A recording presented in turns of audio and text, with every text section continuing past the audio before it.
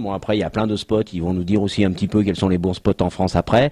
Éventuellement en eau marine, mais bon, souvent l'eau marine, ça bouge beaucoup, donc c'est pas vraiment l'idéal. Moi, j'ai fait pas mal d'images avec certains tarés cascadeurs et autres dans des vagues aussi. Pourquoi pas? On peut aller dans les vagues, faire du skate, parce que du wakeboard, parce que du skate dans les vagues. Faut m'excuser parce que ce matin, on s'est levé très tôt, on est allé faire des images de escalade glaciaire, on a grimpé, voilà, ouais. Allez.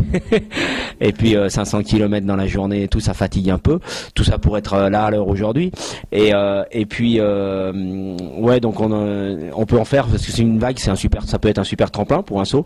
Mais bon, tu vas nous expliquer un petit peu quelles sont les différentes pratiques du wake qui existent aujourd'hui. Bah tiens, Julien, allez, on va gêner. Ouais.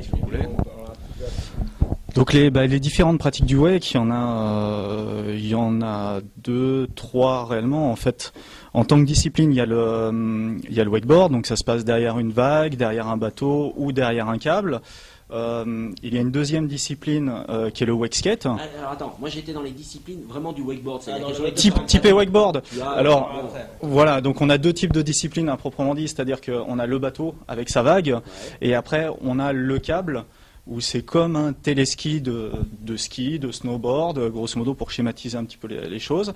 Et on a un parcours imposé avec des modules, avec des sauts entre 4 pylônes qui forment, 4-5 pylônes qui forment à peu près un rectangle. Donc on revient toujours au même point par rapport à un bateau qui lui garde une ligne droite tant que le rider n'est pas tombé. Je suppose que le câble, par contre, l'inconvénient du câble, les modules sont artificiels, il n'y a pas de vague.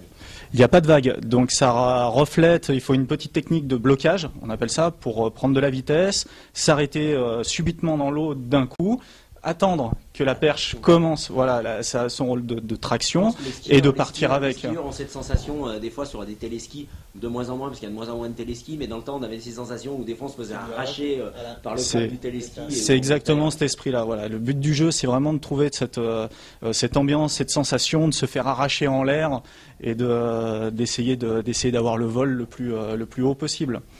Donc c'est vraiment ces 2 types de pratiques.